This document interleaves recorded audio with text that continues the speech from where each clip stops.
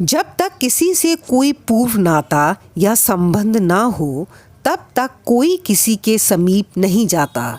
यदि कोई मनुष्य या प्राणी तुम्हारे समीप आए तो उसे आबद्धता से ना ठुकराओ, उसका स्वागत कर आदर पूर्वक बर्ताव करो।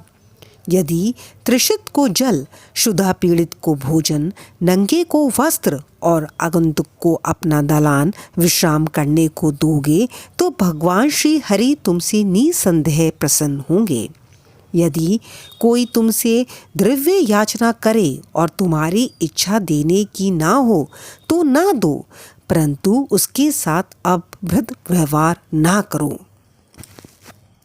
तुम्हारी कोई कितनी ही निंदा क्यों ना करे, फिर भी कटु उत्तर देकर तुम उस पर क्रोध ना करो। यदि इस प्रकार ऐसे प्रसंगों से सदैव बचते रहे तो ये निश्चित ही है कि तुम सुखी रहोगे। संसार चाहे उलट पलट हो जाए परंतु तुम्हें स्थिर रहना चाहिए।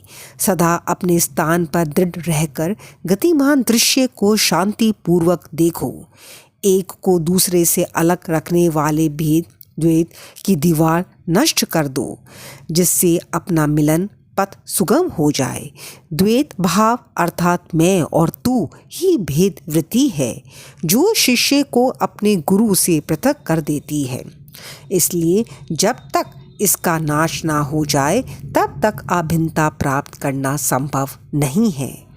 अल्लाह मालिक अर्थात ईश्वर ही सर्वशक्तिमान है और उसके सिवा अन्य कोई संरक्षण करता नहीं है।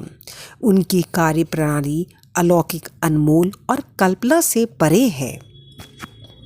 उनकी इच्छा से ही सब कार्य होते हैं। वह ही मार्ग प्रदर्शन कर सभी इच्छाएं पूर्ण करते हैं।